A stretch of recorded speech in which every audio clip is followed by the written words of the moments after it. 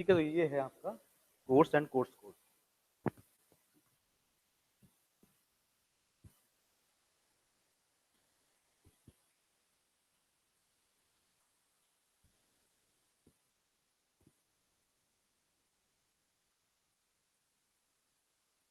तो बेसिकली जो आगे सभी लोग आगे,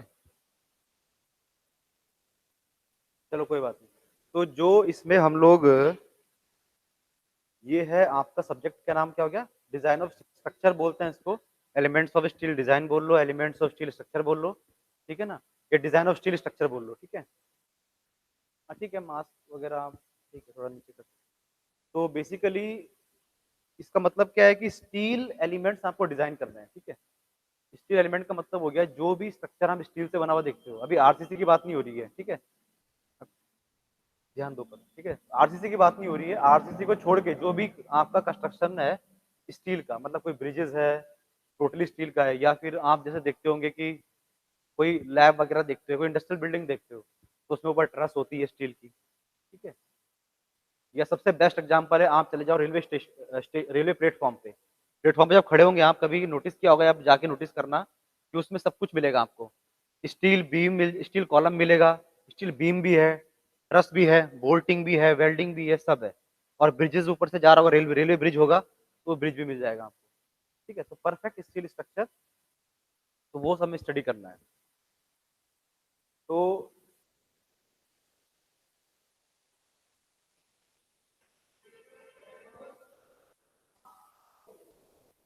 ओके ओके,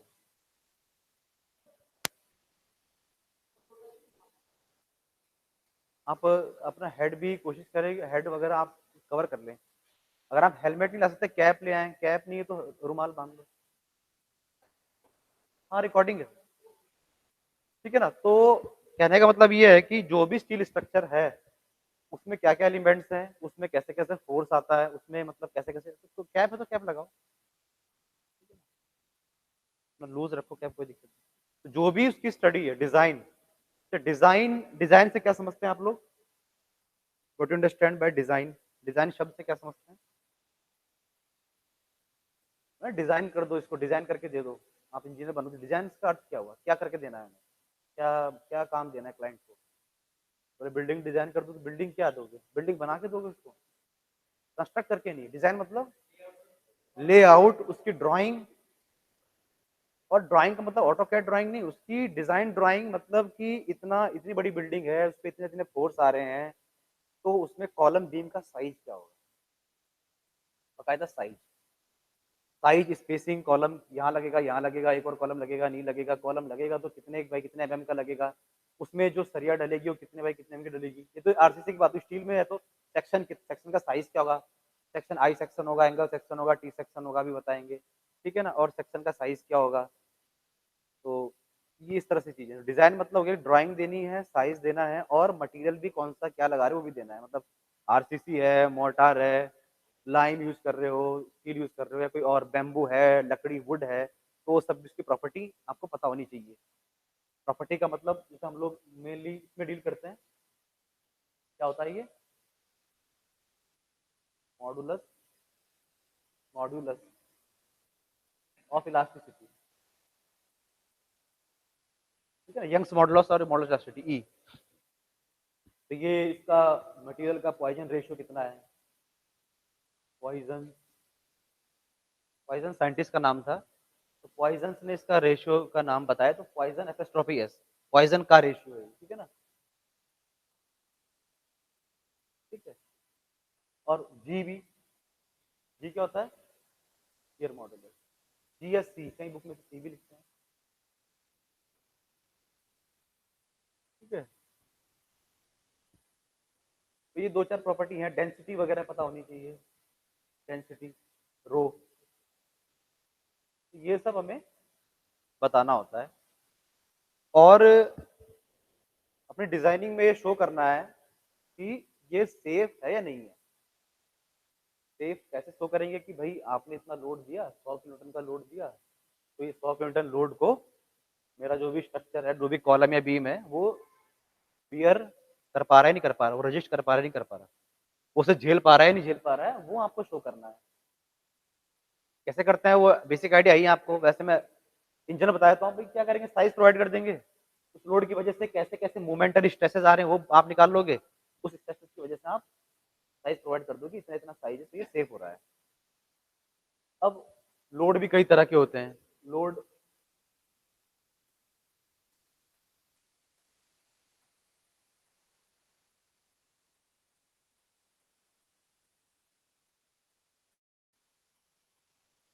और भी बहुत सारे हैं। लोड बैठ जाइए।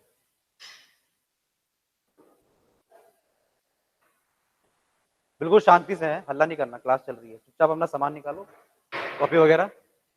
डेड लोड,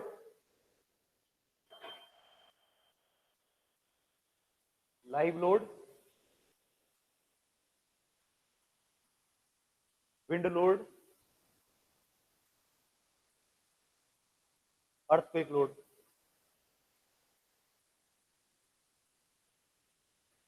अगर कुछ आपको समझ में ना आए लिखा हुआ तो आप पूछ लेना, ठीक है? ये राइटिंग समझ में ना आए तो। अब यहाँ आर्ट्स का सब्जेक्ट नहीं है कि हम राइटिंग बनाने लग जाए, ठीक है ना? अर्थक्वेक लोड, इसको दूसरा नाम भी है seismic load. SEISMIC, seismic, seismic load, ठीक है? तो और भी लोड है, कई सारे हैं। वो इतने रेलिवेंट नहीं है, स्नो लोड भी पढ़ते हैं हम लोग। सिविल वालों को सब पढ़ना पड़ता है, ठीक है ना? क्या बोला मैंने? Snow load. स्नो मतलब बर्फ। हाँ, मतलब आपका स्ट्रक्चर अगर आप बॉर्डर पे बना रहे हो लद्दाख में, उत्तराखंड में, हिमाचल में, जहाँ पे स्नो गिरती है और स्नो जमा हो जाती है रूफ पे, छत के ऊपर, तो उसका भी एक लोड होगा। वो क्या होगा, ये लेने कैसे कैसे हैं, इन सबका आईएस कोड होता है, ठीक है? बता देता हूँ यहीं पे। हम civil engineers IS code follow करते हैं। आईएस कोड का मतलब हो गया, आईएस मतलब इंडियन स्टैंडर्ड, भारतीय मानक, ठीक है ना? Indian standard.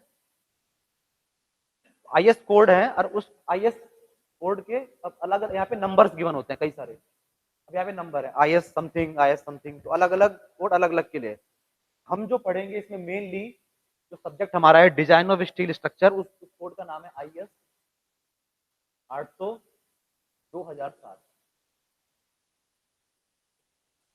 ये कोड हमें फॉलो करना है, इसको नोट डाउन करें। मैं आपको भेज दूंगा मेल में। ये कोड आपके पास प्रिंट आउट होना चाहिए। थोड़े पैसे खर्च करना, 100-200 रुपए, लेकिन ये काम आएगा। ये सब्जेक्ट पास करने में भी काम आएगा। फॉर्मूले ज्यादातर आपको याद ही नहीं करने, सब कोड में गिवन है, पहली चीज। और सब्जेक्ट से और आगे की बात करूँ तो जिंदगी में भी काम आएगा। आपके डिजाइनर इंजीनियर भी बन गए प्राइवेट गवर्नमेंट जॉब में, इस कोड के थ्रू ही आपको डिजाइन करना है। भारतीय मानक, मानक मतलब क्या है कि कई सारे साइंटिस्ट बैठे होंगे, इंजीनियर बैठे होंगे पुराने टाइम पे, उन सब ने कमेटी बैठी होगी, वो भी बहुत हाई क्लास इंजीनियर की या साइंस वैज्ञानिकों की, उन्होंने मिलकर डिसाइड करा है कि ये चीजें लेनी है। स्टैंडर्ड है, पत्थर की लकीर है, उसमें क्वेश्चन नहीं करना है कि ये क्यों है। जैसे एग्जांपल के लिए मैं बताऊंगा कि 2 बोल्ट लगाने तो बोल्ट के बीच की डिस्टेंस कुछ होनी चाहिए 20 mm। तो फिर आप ये नहीं बोल सकते या मैं ये नहीं बोल सकता कि 20 ही क्यों नीचे 22 क्यों होनी चाहिए, वो मानक है। मतलब वो उन्होंने ऐसा ही एग्जैक्ट ही बोला, उन्होंने उन्होंने लिमिट दे दी है आपको कि उन्होंने मिनिमम बताया है कोड ने और मैक्सिमम बताया है। एग्जाम्पल दे रहा हूँ, 20 नहीं होता, कुछ और होता है। तो 20 और बता देगा आपको 50। तो रेंज दे दी कोड ने, 20 से कम नहीं लेना है। मतलब वो कह रहा है कि 25 ले लो, 35 ले लो, 40 ले लो, 50 से ज्यादा मत लो, 20 से कम मत लो। लॉजिक भी है, कहीं लॉजिक भी नहीं है, कुछ में लॉजिक भी है, कुछ में नहीं है, ठीक है ना? फॉलो क्यों करना है? क्योंकि मान लीजिए आप इंजीनियर हैं, आपने बिल्डिंग बनाई, बिल्डिंग गिर गई, सॉरी बिल्डिंग है, ब्रिज है, वो ब्रिज कोलैप्स हो गया, क्रैक आ गए उसमें, किसी की जान गई, नहीं गई, मान लो नहीं गई, जाते जाते कैजुअलिटी होने से बच गई, नीचे गिर गया लेकिन कोई वहां पे था नहीं, तो शुक्र है ऊपर वाले का कि कोई सब बच गए। लेकिन अब इंक्वायरी बैठेगी, मानो आप इंजीनियर है, मैं इंजीनियर, भाई इसने बनाया, आएंगे अधिकारी बैठेंगे, तो डिजाइन रिवाइज होगा, डिजाइन चेक होगा कि आपने जो डिजाइन बनाया, जो भी ब्रिज बनाया, वो अब चेक किससे करेंगे? हमारे पास कोई बेंचमार्क होना चाहिए ना जिंदगी में कि हम इससे चेक करेंगे। समझ रहे हो ना? मतलब मैं बोलूँ ये टेबल सही बनी नहीं बनी, तो आप कहोगे टेबल तो सही बनी है, मैं बोलूंगा नहीं बनी, तो किसकी बात मानी जाए? तो स्टैंडर्ड चीजें होंगी ना, उसी डॉक्यूमेंट के अनुसार या उसी उसी चीज के अनुसार तो कंपेयर करेंगे। मैं तो कह रहा हूँ सही है, लेकिन आप कह रहे हो नहीं मेरे साथ सही है, तो मैंने बनाई है तो सही है। तो ऐसा तो आप अपनी जगह सही हो, मैं अपनी जगह सही हूँ, लेकिन कंपेयर करना है किसी स्टैंडर्ड चीज से। तो कोड वो चीज है, अगर कोड के अनुसार डिजाइन होगा गिरने के बाद भी, तो शायद वो आदमी, वो इंजीनियर पे इंक्वायरी नहीं होगी। या छोटा-मोटा सस्पेंड कर दे 4-5 दिन के लिए ठीक है, क्योंकि वो तो फिर पॉलिटिकल प्रेशर हो जाता है ना, मान लो गिर गया और किसी के लग गई, तो फिर तब भी इंजीनियर को सस्पेंड नहीं करा उसके एक्स या अन्य अधिकारी ने, तो फिर तो लोग हड़ताल-वड़ताल कर देंगे, ठीक है, लेकिन वो बच जाएगा डॉक्यूमेंट के हिसाब से। लेकिन अगर उसका design as per the code नहीं हुआ, तो फिर वो लंबा जेल में जाएगा, ठीक है ना? तो ये वो चीज़ है, बहुत बड़ी चीज़ है कोड। इसको प्रिंट करा लेना। देखो ये मैं ऐसे ही कह रहा हूँ पर्सनली प्रिंट करा लेना, ठीक है? मैं अब फ़ोर्स नहीं कर सकता आपको, मत कराओ वो आपकी मर्ज़ी है, फिर करा लेना, 100-200 रुपए लगेंगे, भेज मैं दूँगा सॉफ्ट कॉपी में। सब्जेक्ट भी पास करवा देगा ये और प्लस आगे भी काम आएगा। और गवर्नमेंट जॉब की तैयारी करोगे तो कुछ स्टैंडर्ड इसकी जो प्रोविज़न है, स्टैंडर्ड जेईई के एग्ज़ाम में 1 नंबर में आ जाते हैं। तो एसएससी जेईई दोगे या कोई उत्तर प्रदेश का जेईई का एग्ज़ाम दोगे तो इसके स्टैंडर्ड प्रोविज़न वो मैं वहाँ पे आपको हाइलाइट कर दूँगा कि ये आप पढ़ लेना। मैं इम्पोर्टेंट बताते जाऊँगा जब पढ़ाऊँगा। तो वो कॉम्पिटिटिव एग्ज़ामिनेशन में डायरेक्ट क्वेश्चन आता है 1 नंबर में। ये क्या कितना लेते हैं, ये कितना लेते हैं, तो 4 ऑप्शन दिए रहेंगे। तो वो कोड ने कहा है वैसा। तो कोड प्रिंट करा लेना मेरे मेरे मतलब अकॉर्डिंग तो आप लोग, ठीक है ना? तो कोड की बात आ रही थी हाँ, तो ये कोड है ये इंडियन स्टैंडर्ड 800 नंबर है इसका, 2007 ये सन है, ईयर है ये, ठीक है ना? पहले कोड आया था 2007 में वो कोड रिवाइज़ हो गया, कुछ चीज़ें चेंज हुई रिवीज़न हुई, तो 2007 से हम ये वाला कोड फॉलो कर रहे हैं। ये वाला मतलब जो हम कोड फॉलो कर रहे हैं, तो नोट करना है तो कर लो थोड़ा बहुत, कुछ नोट करने लायक अगर आपको लग रहा है तो कर लो, ठीक है ना? तो मिटा देता हूँ फिर इसको। तो यहाँ पे मेरा मकसद रहेगा कि आपको मैं चीज़ें समझाऊँ, राइट? मैं लिखवाऊँ, मैं न्यूमेरिकल न्यूमेरिकल भी करवाएँगे मतलब, मैं कॉपियाँ भरवाऊँ उस मकसद नहीं मेरा। बिकॉज़ मैं बीटेक को भी स्टिल पढ़ा रहा हूँ। बीटेक 3rd ईयर को स्टिल पढ़ा रहा हूँ, आपको पढ़ा रहा हूँ। तो मेरे पास रिकॉर्डेड लेक्चर्स हैं, उनको जो मैं भेजता हूँ, वो भी मैं आपको भेज दूँगा। 1 घंटे की रिकॉर्डिंग उसमें मैंने आराम से डिस्कस की हुई चीज़ें दोबारा। तो रिवीज़न हो जाएगा आपके पास नोट्स मतलब कंटेंट भी हो जाएगा। यहाँ भी मैं पढ़ाऊँगा, ठीक है ना? तो यहाँ पे हम समझेंगे ज़्यादा, ठीक है ना? रिकॉर्डेड लेक्चर अभी मैंने 7-8 कर दिए हैं, फर्स्ट यूनिट खत्म कर दी है पूरी बीटेक में। तो उसके मैंने अ, इनफैक्ट मैंने यूट्यूब चैनल बना दिया है, तो मैं चैनल का नाम आपको बाद में बता दूँगा। तो भेजने भी नहीं आपको यूट्यूब चैनल सर्च करना आप और वो मेरे 7-8 लेक्चर स्टिल के आ जाएँगे। मैं डालते जाऊँगा और बीटेक के लिए, तो आप वहाँ से देख सकते हो। यहाँ पे तो मैं चीज़ें समझाऊँगा ही दोबारा, तो आपका डबल हो जाएगा, है ना? तो कॉन्सेप्ट क्लियर हो जाएँगे, है ना? तो वेट उनको देखने के बाद डाउट होगा तो आप पूछना कि सर वो चीज़ समझ में नहीं आई, फलाना मेरे को समझ में आई, ये नहीं आई, ठीक है? तो हाँ, तो ये हो गया आईएएस कोड। अब ये रिवाइज़ क्यों हुआ? मतलब क्या ज़रूरत थी रिवाइज़ करने की? पहले वाला गलत था क्या? ठीक है, तो ये जो है बता रहे थे आपको कि कई तरह के लोड होते हैं।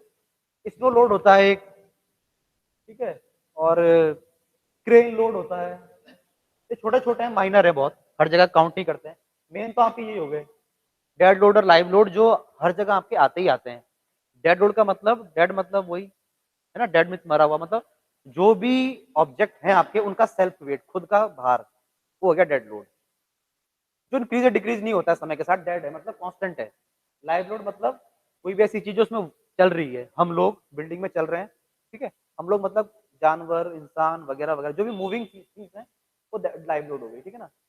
विंड लोड तो नाम से पता चल रहा है विंड हो गया, ठीक है ना? हवा का। अब ये आपको कम लगता है लेकिन स्ट्रक्चर कहाँ बन रहा है उस पे डिपेंड करता है। अब आप स्ट्रक्चर बना रहे हो समुद्र के पास, तो वहाँ पे हवा बहुत तेज़ चलती है। वहाँ पे आप इसको नहीं लोगे अगर तो बिल्डिंग इसकी वजह से फेल हो सकती है।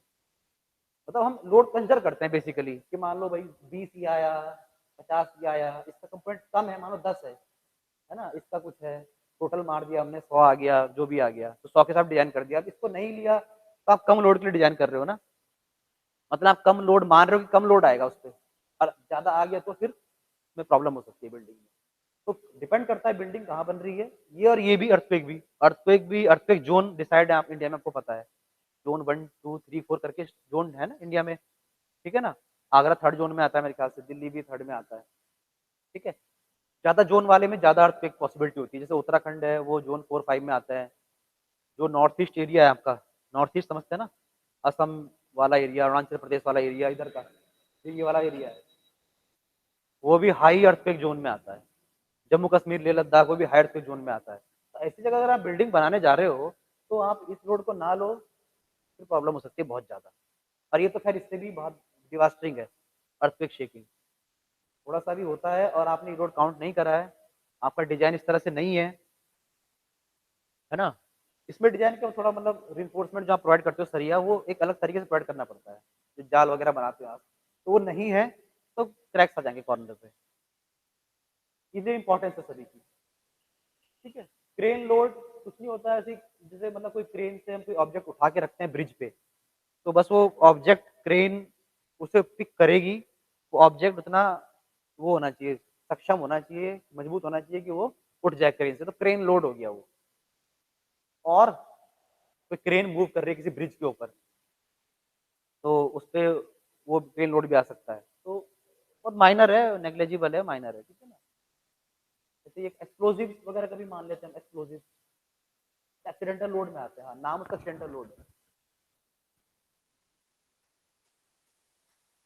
Accidental load.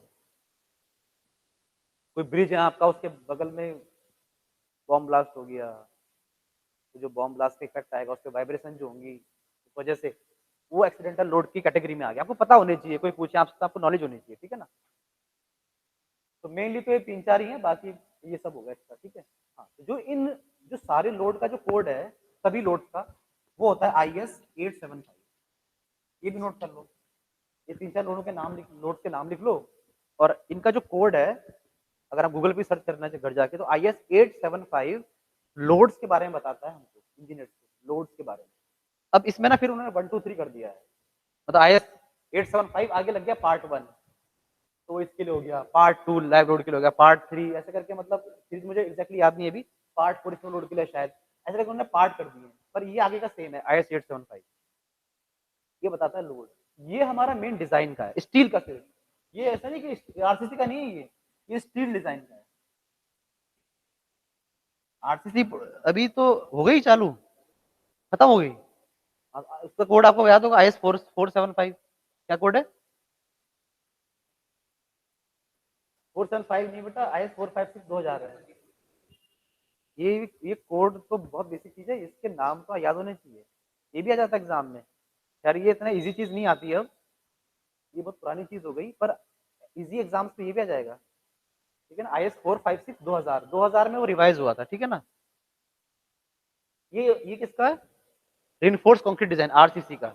ये है प्योर स्टील का, ठीक है ना, स्टील डिजाइन का। तो ये इसके मानक, इसके प्रोविजंस, इसके क्लॉज हमें फॉलो करने हैं, ठीक है? ये हो गया आपके लोड की कैटेगरी। हाँ, तो पॉइंट मैं इसलिए बताना चाह रहा था आपको कि 2007 क्यों आया। इससे पहले जो कोड आया था उसने डिजाइन करा था WSM से। RCC आप पढ़ चुके हो, WSM LSM के बारे में आप थोड़ा बहुत जानते होंगे, पता है ना ये क्या होता है? ये क्या है ये, बताओ। नहीं पता? RCC तो पढ़ा है ना? वर्किंग स्ट्रेस मेथड है, ये मेथड है डिजाइन करने का। तो वही कहानी आरसीसी वाले कोड की है कि 2000 में रिवाइज करा, मतलब 2000 से पहले चलता था WSM, उसके बाद चला LSM, लिमिट स्टेट मेथड। यहाँ भी वही कहानी कि 2007 से पहले चलता था WSM, 2007 के बाद उन्होंने रिवाइज करा और LSM कर दिया, और 2007 से आज 2020 हो गया, 13 साल से यही सेम कोड है, कोई इसमें एक भी लाइन चेंज नहीं करी है, ठीक है ना? भारतीय जो भी इंडियन स्टैंडर्ड है। तो पहले WSM था, ये मैं पढ़ाऊंगा अच्छे से, डोंट वरी, WSM LSM पढ़ाऊंगा मैं डीपली। WSM था, और अब क्या है? लिमिट स्टेट मेथड,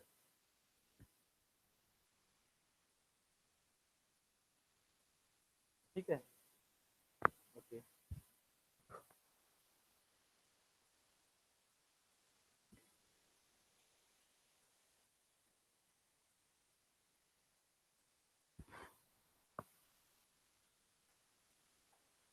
हाँ, एक और बहुत बहुत ही इंपॉर्टेंट बात, वो आप कान खोल के सुनिए। ये सब्जेक्ट पढ़ने के लिए, समझने के लिए आपको पहले एक सब्जेक्ट आना बहुत जरूरी है, और उसका नाम क्या है? सोम। स्ट्रेंथ ऑफ मटेरियल बोलते हैं उसको, कोई लोग उसको मैकेनिक्स ऑफ सॉलिड बोलते हैं, सॉलिड मैकेनिक्स बोलते हैं। सोम समझ में आता है ना? सोम कहीं कहीं किसी कॉलेज में उसका नाम मॉस है, mechanics of solid, solid mechanics, या स्टोम, स्ट्रेंथ ऑफ मटेरियल, एक ही बात है वो। ये सब्जेक्ट अगर नहीं आता है, इस सब्जेक्ट में कॉन्सेप्ट क्लियर नहीं है, टीचर ने जैसा पढ़ाया जो भी है, रीजन मुझे नहीं पता, पर आपको नहीं समझ में आता है सब्जेक्ट, तो इसमें क्या, आरसीसी में क्या, स्ट्रक्चर में, स्ट्रक्चर तो आप लोग नहीं पढ़ते ना?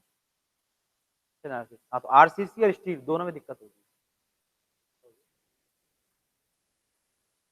बड़ी तो हो रही है, हाँ, जो भी है। तो आरसीसी आपने चलो बड़े पढ़ लिया होगा। अगर आप ट्रूली पूछो मेरे से, तो अगर आपको सोम में दिक्कत है तो आपको समझने में ये सब्जेक्ट आरसीसी या स्टील दोनों में प्रॉब्लम होगी। रट भले ही आप लोगे पास कर दोगे, मैं वो बात नहीं कर रहा, पर आप कॉन्सेप्ट क्लियर नहीं होंगे। आगे लाइफ में एग्जाम दोगे या कुछ भी ऐसी बात आएगी, आपको जॉब मिल जाएगी, उस तरह की जॉब मिलेगी साइड से, तो आपको दिक्कत होगी। तो ये सब्जेक्ट मेरे हिसाब से जितना मैंने तो समझ लिया, 3 साल से पढ़ा रहा हूँ डीआई में, बीटेक और डिप्लोमा, तो मेरे हर साल 2 बार हो जाता है ये, तो 5 बार पढ़ा रहा हूँ मैं। ये सब्जेक्ट बेसिकली 2 चीज़ में है, अगर आप इस सेमेस्टर तक की सीमित बात करो। एक SOM plus IS code. IS code पता होना चाहिए, आईएस कोड आपके पास होना चाहिए, वो यूज़ करना आना चाहिए, वो मैं बताऊँगा। यूज़ करना भी आना चाहिए। सारी यार इतना मोटा आईएस कोड है वो, इतना मोटा, तो सारा ही नहीं रटना है, सारा ही इंपॉर्टेंट नहीं है, हमारे काम का बता देंगे। आईएस कोड पता होना चाहिए plus strength of material, basic concept SOM के पता होने चाहिए। अगर ये आते हैं तो ये सब्जेक्ट पास भी हो जाएगा, मतलब पता इसमें मतलब समझ में भी आ जाएगा सब्जेक्ट। ठीक है। अब सोम आपको नहीं आता है तो आप मेरे से पूछ सकते हैं, ठीक है ना, मैं आपकी हेल्प करने के लिए तैयार हूँ। कभी भी कोई बच्चा कॉल करे, कोई बच्चा मुझे व्हाट्सएप मैसेज कर दे, मेल कर दे, कोई सोम का टॉपिक है, कोई सोम का न्यूमेरिकल है, या मैं पढ़ रहा था सर समझ में नहीं आया, या कोई टॉपिक ही है और वो फिर क्लास में डिस्कस कर लो। लगभग ज़्यादा बच्चों को दिक्कत है उस टॉपिक में। एग्जाम्पल ले रहा हूँ, जैसे मान लो एयर फोर्स बेंडिंग मूवमेंट है, एग्जाम्पल लिया मैंने अभी ना, तो मान लो 3-4 ने मुझे मैसेज कर दिया कि सर हमें नहीं आता, ये दिक्कत हो रही है, तो क्लास में बात कर लो, कैप्टन सब बात कर लो। अगर मेजोरिटी कह रही है कि हाँ ये नहीं आता, मेजोरिटी क्या काफ़ी बच्चे कह रहे हैं, तो फिर हमारे लाइव लेक्चर्स में जैसे भी लेक्चर ले रहा हूँ मैं, तो आप चाहोगे अगर तो मैं वही पढ़ा दूंगा। समझ मेरी बात, ठीक है ना। या ज़्यादा टॉपिक ऐसे हो रहे हैं तो फिर मैं उसके लिए एक वो बना दूंगा, रिकॉर्डिंग बना दूंगा। यहाँ पॉसिबल नहीं होगा तो, क्योंकि यहाँ पे मान लो स्टील ही पढ़ना है तो फिर उसके रिकॉर्ड बनेगी, रिकॉर्डिंग कर देंगे। तो कहने का मतलब ये है कि आप मेरे से पूछो, कोई दिक्कत नहीं, ठीक है ना। मैं ये नहीं बोलूँगा कि मेरा सब्जेक्ट का नहीं, तो मैं आपको बताऊँगा नहीं। बिज़ी हो सकता हूँ मैं, तो 1 आध दिन बाद बता दूँ, लेकिन मैं रिप्लाई करूँगा व्हाट्सएप पे। 1-2 दिन बाद करूँ, उस टाइम ना करूँ। तो तुम थोड़ा पढ़ लो, जिसकी अच्छी है ठीक है। एक बार अच्छी है भी तो भी एक बार उठा लो बुक, या जिसने पढ़ाया हुआ है यहाँ पे नोट्स उठा लो या बुक उठा लो, और एक बार क्विकली देख लो, एसएफडी बीएमडी देख लो, स्ट्रेसेस वगैरह देख लो, bending stresses, shear stresses, torsion stresses, torque, वो सब थोड़ा एक बार रिवाइज कर लो, मोटा-मोटा ऊपर-ऊपर से देख लो। यहाँ ज़रूरत पड़ेगी, ठीक है ना। स्टील, आरसीसी दोनों में होता है। अगर आपको आरसीसी में आपने देख ही लिया होगा, भाई स्ट्रेसेस से डील करना पड़ेगा सिविल इंजीनियर को, तो पीछा नहीं छूटेगा। बेंडिंग मोमेंट शियर फोर्स से पीछा नहीं छूटेगा ना, हम आगे तक भी जाएँगी चीज़ें। तो वो कॉन्सेप्ट क्लियर होनी चाहिए। वो दिक्कत तो फिर तो मतलब नींव ही खराब है, तो फिर ऊपर तो स्ट्रक्चर तो खराब ही है ना फिर। तो बेस मेरा मोटो ये है, ये चीज़ पॉइंट आउट करने का, थोड़ा बेस सुधारो पहले तो, और नहीं आता है तो उसके लिए मैं हूँ फिर, ठीक है ना।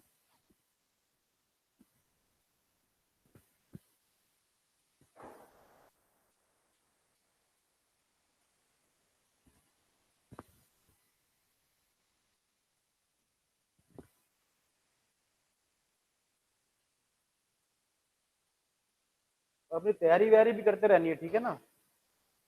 तो यहाँ का तो पढ़ना ही है, लेकिन मतलब मेरी आदत है, मैं आपके सीनियर्स को पूछे ना, मैं कम्पिटिटिव हिसाब से भी गाइड करता हूँ बच्चों को। तो यहाँ का तो पढ़ना ही, सेमेस्टर तो पास करना ही है, पर लाइफ ये नहीं है ना। मकसद तो पैसा कमाना है, जॉब लगना है, चाहे वो प्राइवेट है चाहे गवर्नमेंट है। तो गवर्नमेंट का सोचो पहले, है ना। तो भाई अपना जो है साइड बाय साइड अपना थोड़ा बहुत जो ऑब्जेक्टिव की किताब उताब खरीद के, ठीक है ना, जैसे आपके नाम में बता दूंगा, आपको पता होंगे, बता दूंगा बाद में। और वो थोड़ा सा अपना भी साइड बाय साइड पढ़ते भी रहो, ठीक है ना। 1 आध साल में जेई की वैकेंसी आने वाली है यूपी में, जूनियर इंजीनियर की। जेई के लिए आप एलिजिबल हो, डिप्लोमा है आपके पास, तो दबा के तैयारी करो। जब भी आए, मैं ये नहीं कह रहा कि छूटते आ जाएगी तुम्हारे, आएगी 1-1.5 साल बाद आएगी पास आउट होने के, पर 1-1.5 साल बहुत ज्यादा समय नहीं होता है, एकदम बीतता है। और आप अपने खुद जानते होंगे कितने पानी में हो आप, या कितने अच्छे हो कितने बुरे हो कॉन्सेप्ट वाइज। तो 1-1.5 साल तैयारी में लग जाएगा और यूं बीतेगा। तो पास आउट होते तो तैयारी करनी है, अभी से थोड़ा बहुत टाइम मिलता है अभी से करो, अभी ठीक है।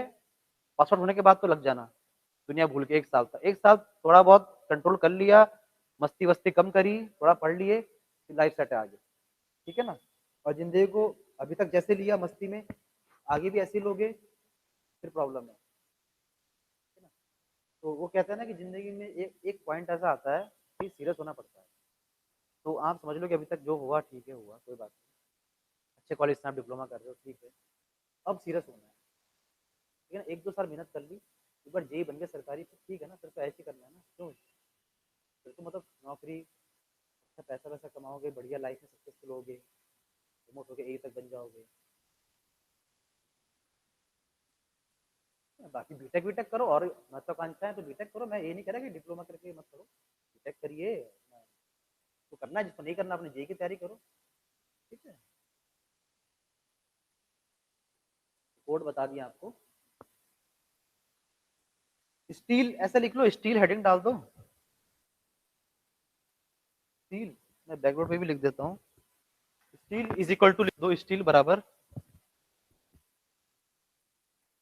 ऐसे steel alloy of iron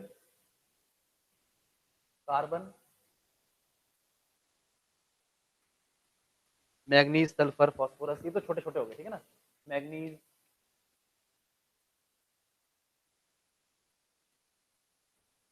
sulphur phosphorus phosphorus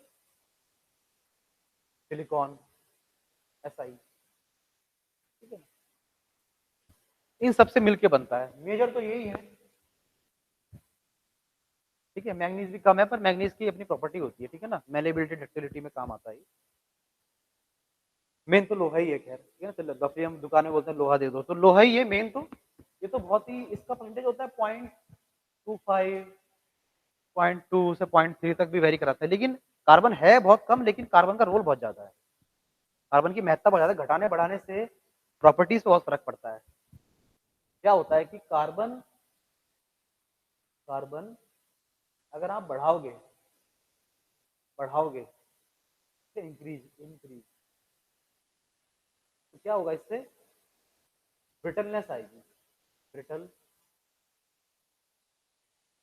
brittleness, ठीक है ना? ब्रिटलनेस का मतलब क्या होगा कि बराबर डक्टिलिटी क्या हो जाएगी? हाँ, घट जाएगी। समझ में आ रहा है ना? देखिए तो हमें डिक्रीज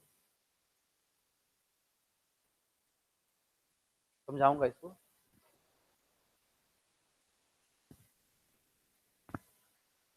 ठीक है? इंक्रीज स्पेलिंग थोड़ा देख लेना आप, ठीक है ना? स्पेलिंग पे मैं ध्यान नहीं देता ज्यादा, इंजीनियर से हम लोग टेक्निकल समझना है, कॉन्सेप्ट देखना है, ठीक है ना? एक आध बार ई यू छूट जाए कुछ तो देख लेना। तो कार्बन से बेसिकली क्या होता है कि आपकी ब्रिटलनेस बढ़ती है, डक्टिलिटी कम होती है। डक्टिलिटी समझ में आता है? डक्टिलिटी क्या होती है? तन्यता हिंदी में कहते हैं, क्या कहते हैं? तन्यता, हाँ, बोलो। लचीलापन, ठीक है, थोड़ा और टेक्निकल बोलो, है? घबराना नहीं, बोलो डिस्कस। हाँ, इलोंगेशन, हाँ, चेंज शेप, चेंज। जब बचपन में मेरे जो रटी हुई है वो यही है कि टेन मतलब किसी वस्तु को या मेटल को हम लोग जब खींचते हैं तो उसे वायर की फॉर्म में कन्वर्ट कर सकते हैं ना। तो ये रिलेटेड डेफिनेशन है, मीनिंग उसका वही है कि मतलब किसी ऑब्जेक्ट को या मेटल को हम जब इलोंगेट कर रहे हैं, खींच रहे हैं, तो वो उसमें जो है एकदम वो टूटे ना, और वो खींच के मतलब खिंच जाए, इलोंगेट हो जाए, उसमें स्ट्रेन आ जाए, ठीक है ना? स्ट्रेन दो तरह की होती है। तो मतलब कहने का मतलब आऊंगा उस पॉइंट पे मैं, तो कहने का मतलब है कि डक्टिलिटी में अगर मैं बोलूं, अभी वो बचपन की वो थी, ठीक है, डेफिनेशन। अभी जो आपको अगर कोई पूछे आपसे इंटरव्यू में, तो आपको ये बताना है डक्टिलिटी क्या होती है।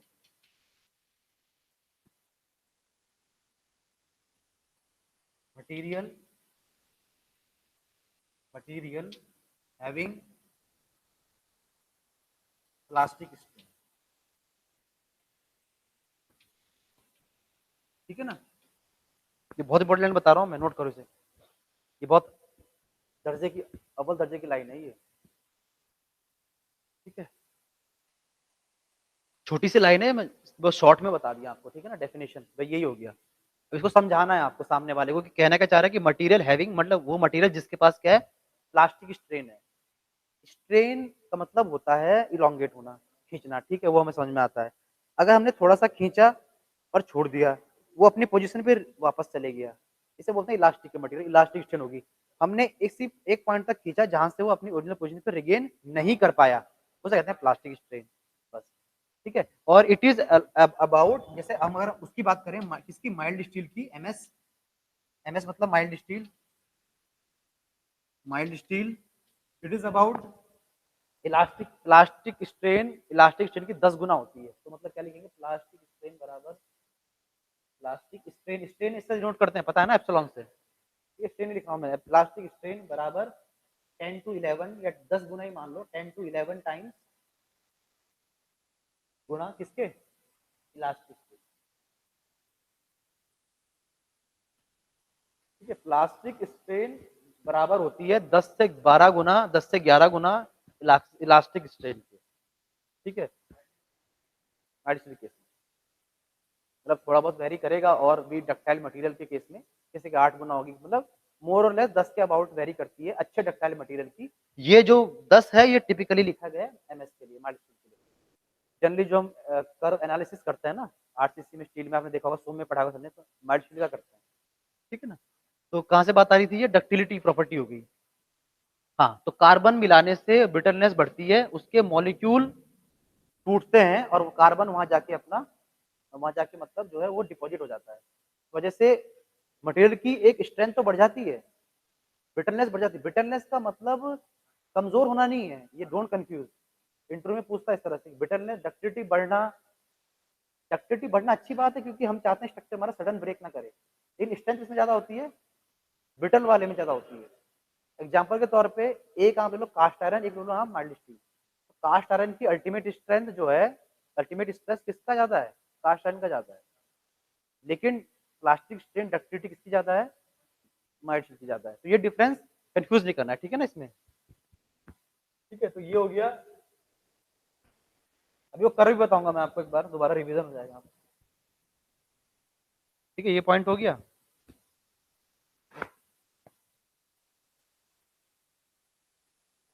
एग्जाम्पल, स्टील डिजाइन का एग्जाम्पल लिख लो, स्टील लिख दिया ना आपने, आगे लिख लो स्टील डिजाइन, ऐसे लिख लो, मतलब heading steel design example, example transmission tower, देखो इसके अंदर लिखो ट्रांसमिशन, एग्जाम्पल लिख रहे हैं हम, ट्रांसमिशन टावर, कॉमा रिफाइनरीज, होते हैं ना ऑयल रिफाइनरी, वो सारे स्टील के बने होते हैं, refinery, REFINARY refinery, comma high rise building, high rise मतलब ऊंची बिल्डिंग, 8-10 माले की, high rise, comma industrial building, high rise में फिर भी हम आरसीसी कर देते हैं, कि इंडस्ट्रियल बिल्डिंग में जितनी भी है उसमें सब में स्टील लगता है, इंडस्ट्रियल बिल्डिंग फैक्ट्री वगैरह मतलब उसमें स्टील की होती है, ठीक है। Comma bridge, steel bridge, bridge दोनों होते हैं, आरसीसी के भी होते हैं, ब्रिज तो खैर कई तरह के होते हैं, लकड़ी के भी होते हैं, स्टोन ब्रिज पुराने जमाने में बनते थे, आरसीसी के भी कई होते हैं, स्टील के भी होते हैं।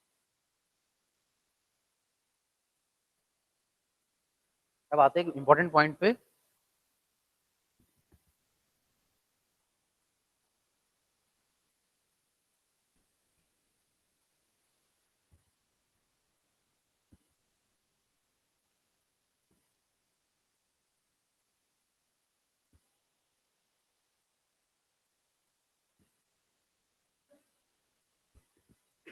कि स्टील क्यों पढ़ रहे हैं, ये सब्जेक्ट पढ़ ही क्यों रहे हैं, स्टील मतलब स्टील यूज क्यों कर रहे हैं, क्या जरूरत थी ऐसी, जब आरसीसी कर रहे थे हम लोग कंप्लीट का, कि क्या जरूरत पड़ी, मतलब क्वेश्चन है कि why we are using steel, मतलब स्टील डिजाइन कर क्यों रहे हैं, स्टील, स्टील इन डिजाइन, ऐसा क्या फायदा हुआ इससे जो कंक्रीट से नहीं हो रहा था, या उसमें क्या कमी थी, ये क्वेश्चन आना चाहिए ना दिमाग में, है, टेंशन लोड बढ़ जाएगा, अब तो मैं आपकी भावनाएं समझ गया, मैं टेंशन लोड नहीं बढ़ेगा, टेंसाइल स्ट्रेंथ बढ़ जाएगी, लोड तो ऊपर से आ रहा है ना, ठीक है। और फ्लेक्सिबल हो जाएगा, क्या बोल रहे हैं, क्रैक्स डेवलप होते हैं वहां पे, ठीक है। और ठीक है,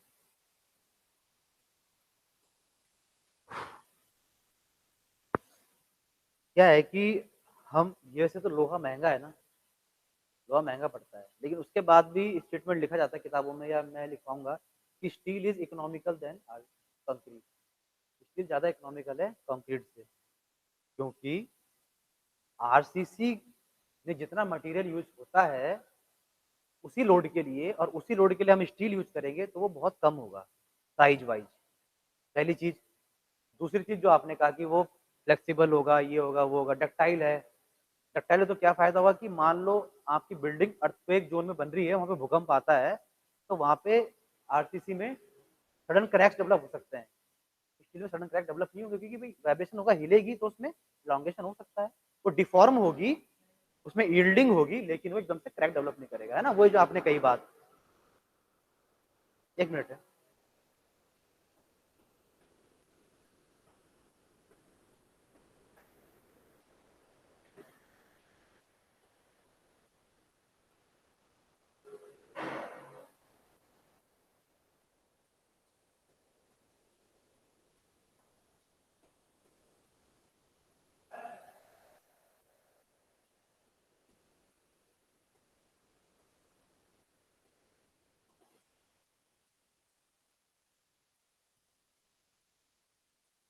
तो बेसिकली क्या है कि जैसे मान लो, मेरा कहने का मतलब ये है कि अगर कंक्रीट का इतना बड़ा सेक्शन लग रहा है, लोड दोनों में सेम है, 100 न्यूटन का लोड मान लो, एग्जांपल लिया मैंने। इस रोड के लिए आपको कॉलम डिजाइन करना है, बिल्डिंग डिजाइन करनी है, उसमें कॉलम की बात कर रहे हैं अभी। इतना मोटा कॉलम, इतना चौड़ा कॉलम, इतना डायमीटर का कॉलम, अगर आपका इसका रिक्वायर्ड है आरसीसी का, तो इतना सा कॉलम किसका रिक्वायर्ड हुआ आपका? स्ट्रेंथ में फर्क है। कैसे? मैथमेटिकली देखते हैं इसको। एक रेशियो होता है एन, ये आरसीसी में पढ़ लेते हैं आप लोग, मॉडुलर रेशियो। मॉड्यूलर रेशियो ये होता है ES अपॉन EC। बताता हूँ। ये बताया था क्या होता है, इलास्टिसिटी। इलास्टिसिटी एस लगाना सफिक्स में, इलास्टिसिटी स्टील की बटे इलास्टिसिटी कंक्रीट की। तो ये लिखना जरूरत नहीं है यहाँ पे ना, समझ गया ना, elasticity, elasticity of steel, elasticity of concrete. ठीक है, ये कांस्टेंट चीज है, ये निकालते नहीं है, या ये हर बार बदलती नहीं है, ये फिक्स है। दोनों की क्या है, 2 एग्जैक्ट 2.01 लिखते हैं, लेकिन 2 मान लो 10⁵ न्यूटन पर mm स्क्वायर। न्यूटन पर mm स्क्वायर को मेगा पास्कल भी बोलते हैं, MPa है ना, MPa।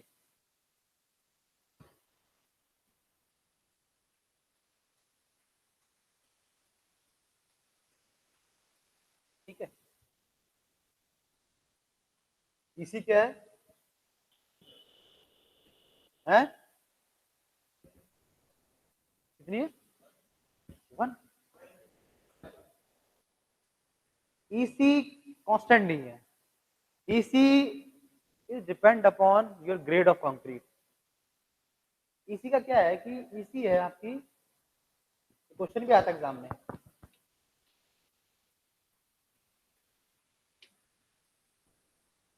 5000 under root FCK। अब FCK क्या होता है, FCK होता है आपका कैरेक्टरिस्टिक स्ट्रेंथ ऑफ कंक्रीट, मतलब है वो कंप्रेसिव स्ट्रेंथ ऑफ कंक्रीट।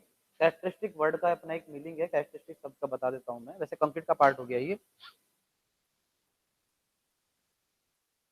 जो भी है, कहने का अर्थ ये है कि ये आपका जो है रेशियो अच्छा खासा आता है, मतलब जैसे आरसीसी के न्यूमेरिकल आपने करे होंगे 11, 18, 15 ऐसा आता है। तो 11 गुना, 15 गुना, 18 गुना स्टील मजबूत है किससे, कंक्रीट से। वहां पे याद होगा ना, ये फॉर्मूला आरसीसी का याद नहीं है, एक m बराबर 280/3 सिग्मा CBC ऐसे करके, आरसीसी में पढ़ते हैं, यहाँ का नहीं है ये। ठीक है ना, FCK होता है कैरेक्टरिस्टिक स्ट्रेंथ ऑफ कंक्रीट, ये निकालनी पड़ती है बेसिकली कंक्रीट के। इसका मतलब होता है कि कंक्रीट के अगर आपने 100 क्यूब कास्ट करे, कितने, 100 इफ, तो 95 क्यूब की स्ट्रेंथ कितनी होगी कम से कम, वो आपकी जाती है कैरेक्टरिस्टिक स्ट्रेंथ। मतलब हम क्या करते हैं, हमने ग्रेड बनाया कोई, ठीक है ना, हमें M20 के हिसाब से या M30 के हिसाब से हमने ग्रेड बनाया, 1, 3, 4 जो भी हमने मसाला-वसाला मिलाया, हमने उसी जो ग्रेड एक साथ बनाया उसी उसी के ही अलग-अलग की नहीं, उसी जो हमने मिक्सचर बनाया, उसी मिक्सचर के हमने अगर 100 क्यूब कास्ट कर दिए, उनका 7 दिन बाद, 21 दिन बाद, 28 दिन बाद मान लीजिए, आपने स्ट्रेंथ चेक करी, स्टैंडर्ड 28 दिन ही होता है। 20 डेज़ बाद आपने क्या करा, उनकी स्ट्रेंथ चेक करी, तो सबकी सेम नहीं आएगी। किसी की 21 आई, किसी की 21.5 आई, किसी की 22 आई, किसी की 18 आ गई सबसे कम, मैंने मान लिया। वो वेरी कर गई, मान लो 18 या 19 से लेके 22-23 तक वेरी कर गई। पॉइंट में वेरी कर रही है सब, करेक्ट? तो कोड कहता है, डेफिनेशन ये कहती है कि 5% रिजल्ट फॉल हो सकते हैं, गलत हो सकते हैं। 95% क्यूब की, यहाँ पे तो 100 लिए तो 95 क्यूब की स्ट्रेंथ जिस स्ट्रेंथ से बड़ी आ जाए, समझे मतलब? नहीं समझे? 100 स्ट्रेंथ आई आपके पास 100 क्यूब की, आपने उनको ऐसे ऑर्डर में लिख दिया, इंक्रीजिंग डिक्रीजिंग ऑर्डर में लिख दिया, तो 95 आपने डिक्रीजिंग ऑर्डर में लिखा ना, मान लीजिए सबसे ऊपर आपने 22 वाली की लिखी, फिर है ना 21.8, 21 करके ऐसे करके, और सबसे लास्ट में 19 है। तो 95 जो 95 क्यूब होगा, 95वां क्यूब जो होगा, 95 क्यूब जो होगा, उसकी स्ट्रेंथ जो होगी वो आपकी क्या हो जाएगी? वो आपकी जाएगी एफसीके। हाँ, तो 95 की मान लो आई अगर 20.2 तो 20 हो जाएगी, M20 हो जाएगी, कहने करती है, समझे? मतलब डेफिनेशन ये कहती है कैरेक्टरिस्टिक स्ट्रेंथ ऑफ कंक्रीट की कि 95% result of cubes are such that जो स्ट्रेंथ हो वो आपकी उससे ज्यादा ही हो, ठीक है ना? मतलब जो स्ट्रेंथ हो और क्यूब की वो उससे ज्यादा हो। 5% क्यूब की स्ट्रेंथ उससे कम हो सकती है, तो 5% हम एरर मान सकते हैं, लेकिन बाकी जो है क्यूब उस स्ट्रेंथ को पास कर रहे हो, उससे ज्यादा ही हो स्ट्रेंथ। समझ में आ गया? ये एफसीसी की डेफिनेशन है, ये आरसीसी का पार्ट है, ये वहां पे आपको पढ़ाया होगा, ये पढ़ाया जाना चाहिए। एफसीसी का मतलब ये है 28 डेज बाद, तो ये 5000 एक कांस्टेंट है जिसकी मल्टीप्लाई करनी पड़ती है। पहले 5700 था, अब ये 5000 है। ये बता दूं मैं आपको, ऑब्जेक्टिव प्रश्न आता है जेईई के एग्जाम में, वो बोलता है elasticity, modulus of elasticity of concrete is, तो देगा 5000 रूट एफ सी के। ऑप्शन बी देता है ये 5700 रूट एफ सी के, दो ऑप्शन फर्जी देता है 6000 या 5800, क्लोज देता है 5500 देता है, एक 5800 देता है, क्लोज देता है कंफ्यूज करने के लिए। 5700 पहले था, 5700 भी था, लेकिन वो पहले वाले कोड में था। अभी रिसेंट IS 456 2000 जो आरसीसी का कोड है उसके अनुसार ये है एग्जैक्ट, ठीक है ना? तो ये तो होगी चलो कंक्रीट की बात, एक्स्ट्रा बात। तो ये हो गया आपका ES अपॉन BC। तो पॉइंट यहाँ से निकल के आ रहा था कि स्टील में आपको जो सेक्शन प्रोवाइड करना पड़ेगा वो कम प्रोवाइड करना पड़ेगा। अब बोलेंगे इसका फायदा क्या हुआ? इसका फायदा ये हुआ कि ये जमीन है, इतना बिल्डिंग खड़ी कर रहे हो, कंक्रीट के इतने बड़े बड़े कॉलम लग रहे थे एक जगह पे, ठीक है ना? कॉलम है ये, आप इसके अंदर रह रहे हो, तो आपको मतलब ये जगह भी तो गिर रही है। और आपने, ये तो हो गया एक केस, अब आपने बोला कि यहाँ पे स्टील के कॉलम लगाइए, यहाँ इतने से लगेंगे ना स्टील के, तो बीच में भी मान लो एक था, जो भी ये बीच में भी चाहिए होता है, तो बीच में एक मान लिया है ना। तो जमीन तो बहुत इंपॉर्टेंट है ना, जमीन तो बहुत महंगी है ना, बहुत ज्यादा महंगी है स्क्वायर फीट में, तो हमारी जमीन भी तो बची, इतना एरिया भी तो कमरे के अंदर हमें ज्यादा मिला, एरिया भी इंक्रीज हो गया। तो ये सारे एस्पेक्ट देखते हुए कहा, फिर जिसने भी थ्योरी लिखी होगी साइंटिस्ट ने कहा कि भाई स्टील इज इकोनॉमिकल, ऑल्दो ये उससे महंगा है लोहा मार्केट में, लेकिन हर एस्पेक्ट से देखा जाए तो स्टील फिर भी इकोनॉमिकल पड़ता है कंक्रीट से। और वो चीज, वो तो उसमें एक्स्ट्रा खूबियां है कि वो लोड झेलेगा, अर्थक्वेक आ रहा है, वाइब्रेशन आ रही हैं, किसी भी प्रकार की वाइब्रेशन है, वाइब्रेशन, अर्थक्वेक है, विंड लोड है, एक्स्ट्रा जो भी लोड होते हैं, डेड लोड लाइव लोड को छोड़ के, उसमें स्टील बेटर परफॉर्म करता है आरसीसी से। उसमें डक्टिलिटी प्रॉपर्टी, एलोंगेशन होगी, क्रैक्स जल्दी नहीं आते हैं, वही सब प्रॉपर्टी, इसलिए steel far better than RCC तो है ही, और ये वाली चीज तो है ही, साइज रिड्यूस हो जाता है, ठीक है। ये रीजन है कि हमने स्टील को चुना।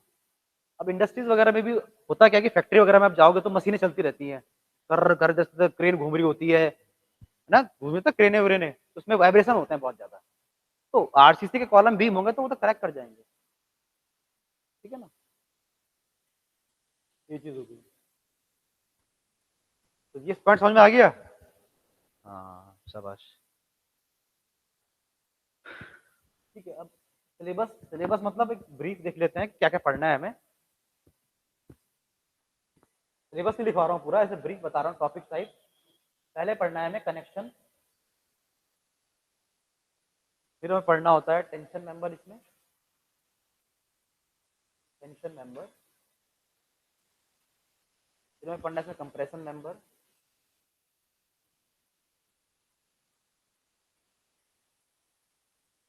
फिर पढ़ना है इसमें बीम। बीम को भी बोलते हैं flexural member, flexural, FLEXURAL member. Flexural, जब देखो फ्लेक्सुरल जो है उसका पर्यायवाची किसका, बेंडिंग का। फ्लेक्सुरल मेंबर या बेंडिंग मेंबर, बेंडिंग मतलब बीम में बेंडिंग होती है तो बीम, ठीक है ना, ये पता है आपको तो अच्छी बात है। ठीक है, इसके बाद वही गर्डर्स, गर्डर्स में वही पहले तो प्लेट गर्डर पढ़ते हैं हम लोग, प्लेट गर्डर। गर्डर भी बीम को ही कहते हैं, गर्डर शब्द इसलिए अलग से चुना गया कि मतलब ज्यादा डेप्थ वाले बीम, स्टील वाले बीम, स्टील वाले बीम जिसमें डेप्थ काफी ज्यादा होती है बीम की, 1-1 मीटर तक, 2-2 मीटर, 1-1 1.5 मीटर तक होती है, उस केस के लिए वहां पे बीम ना बोल के उसे गर्डर बोलते हैं, है वो बीम ही, ठीक है ना। प्लेट गर्डर और गैंट्री गर्डर। गैंट्री गर्डर हो गया कि इंडस्ट्रियल बिल्डिंग में जिस स्टील बीम पर क्रेन रन करती है, क्रेन होती है ना, मान लो यही बिल्डिंग होगी इंडस्ट्रियल बिल्डिंग, तो कुछ क्रेन होंगी ऐसे घूम रही होंगी, यहाँ से कोई मशीन उठा के यहाँ से पिक करती है, वो हुक होता है उसमें नीचे, और वहां जाके वहां पटक देगी, ऐसे मूव लेटरल मूव कर रही होंगी, ऐसे मूव कर रही होंगी, तो वो जिस बीम पर उसका जो रोलर टायर जो मूव करते हैं, जो घूमती है वो क्रेन, वो बीम को कहते हैं Gentry, Gentry girder. Plate girder ये स्टील, स्टील जो स्टील के ब्रिज होते हैं, ब्रिज स्टील के जो ब्रिज होते हैं, जैसे ब्रिज है स्टील का, मान लो ऊपर से आप देख रहे हो टॉप व्यू है ये, तो इसके नीचे इस तरह से जो बीम लगे होते हैं लोहे के, आपने देखा होगा रेलवे ब्रिज के नीचे देखना, तो वो गर्डर, एक ट्रस भी है इसमें, ट्रस, स्टील ट्रस। तो ये मोटा मोटा हमारा सिलेबस है।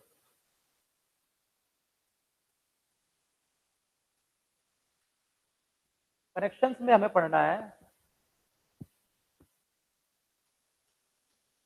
दो ही पढ़ने बेसिकली, रिविट होता है एक, सुना होगा रिविट, रिविट अब ऑब्सोलेट हो गया, अब यूज नहीं करते हैं। रिविट का मैं हल्का सा थ्योरी बताऊंगा, उसमें हम आगे अंदर नहीं जाएंगे, ठीक है ना। रिविट होता था WSM के थ्रू यूज पहले, अब LSM ने उसको हटा दिया पूरी तरह, अब होता है बोल्ट और वेल्डिंग, बोल्ट एंड वेल्ड। इसमें हम डीप पढ़ेंगे, टाइप पढ़ेंगे, डिजाइन पढ़ेंगे, न्यूमेरिकल पढ़ेंगे, इसके भी इसके भी, इसका सिर्फ हल्का थ्योरी बताऊंगा बस, ठीक है ना। अब नहीं आता ये, ऑब्सोलेट हो गया,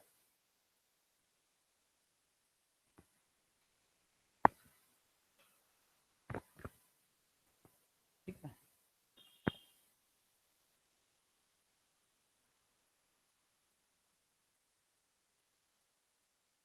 अभी टाइम हो गया आपका 11:20 है ना, 5 मिनट का ब्रेक ले लेते हैं जरा, ठीक है ना, उसके बाद और 20-25 मिनट खींचते हैं।